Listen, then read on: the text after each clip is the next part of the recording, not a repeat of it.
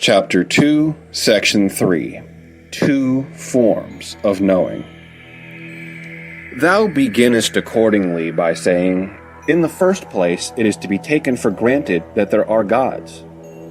Speaking in this way is not right, for the inborn knowledge in respect to the gods is coexistent with our very being, and is superior to all judging and deciding beforehand.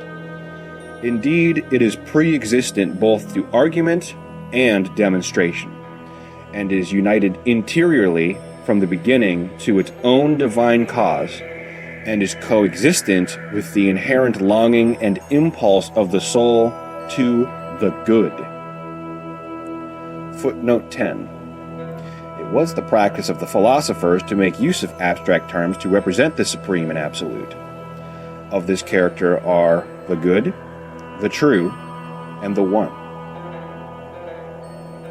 If, however, we must speak truly, the conjoining to the divine nature is not knowing, for this is kept separate after a manner by an otherness. Footnote 11. Power and energy are thus distinguished from their result. Iamblichus remarks that where there is not otherness, there will be no knowing. A union on conjunction, as of one to another, is superior to knowledge. Plato taught, says Professor Cooker, that man longs for the good, and bears witness by his restlessness and disquietude, that he instinctively desires it, and that he can find no rest and satisfaction in anything apart from the knowledge and participation of the supreme absolute good.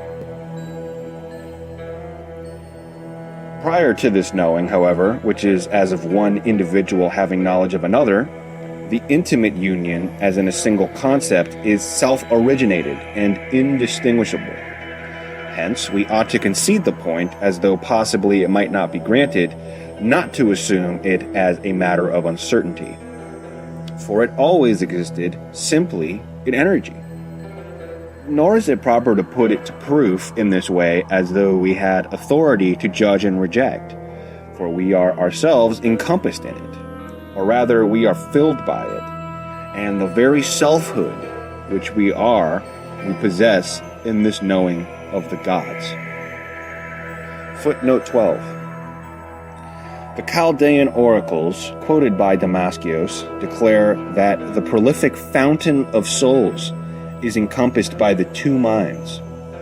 He adds that the fiery signals which draw down the ripe ones are in God, which Iamblichus explains, the unbodied ones are the supreme mind and God being source and cause. I have, moreover, the same thing to say to thee in regard to the superior races, which come next in order after the gods. I mean the daemons, heroes, and uncontaminate souls. Footnote 13. Iamblichus described the daemons as tutelary spirits of a nature essentially divine.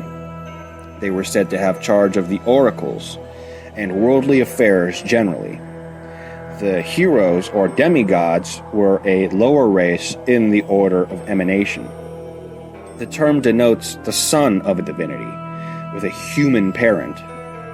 Uncontaminated souls are such as are not impure from the attraction of the genesis or domain of phenomenal existence. For it is always necessary to bear in mind respecting these subordinate races that they have one defined form of essence.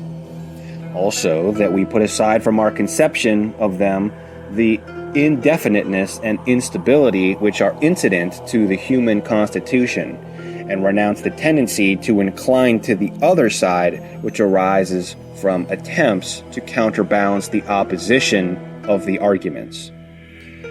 For such a thing is foreign to the principles of reason and life, but it is derived from secondary sources, such even as belong to the power and contrariness of the realm of generated existence. It is necessary, however, to treat of them as being of a uniform nature. Let it be admitted, then, that with the companions of the gods, in the eternal region there is the innate perception of them. Footnote 14. The Platonic philosophers before Iamblichus taught that the many gods are the outshinings or emanations of the one super-essential deity, and not substances complete of themselves.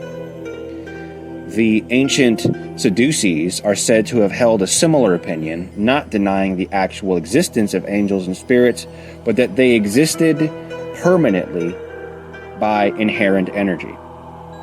The same sentiment appears in the 95th Psalm. The Chaldean oracle, however, declared that not from the eternal source did anything run forth incomplete. Therefore, even as they have their being always after the same manner, so also the human soul is conjoined to them by knowledge, according to the same principles. Never by any conjecture, opinion, or reasoning which have their beginning in time, pursuing the essence which is beyond all these, but by pure and faultless intuitions, which it received out of eternity from the gods, being conjoined with them in these principles. Nevertheless, thou seemest to consider the knowing of divine beings to be the same as the knowing of other matters, and likewise that a point may be taken for granted from opposing arguments, as is usual in debates. But there is no such similarity, for the perceiving of them is absolutely distinct from everything of antithetic character. It is not made valid by being now conceded or by coming into existence, but on the other hand, it is a single concept, and coexisted with the soul from eternity. I say such things to thee, therefore, in regard to the first principle in us, at which it is necessary for those to begin who would both speak and hear anything whatever concerning the superior races, or about ourselves.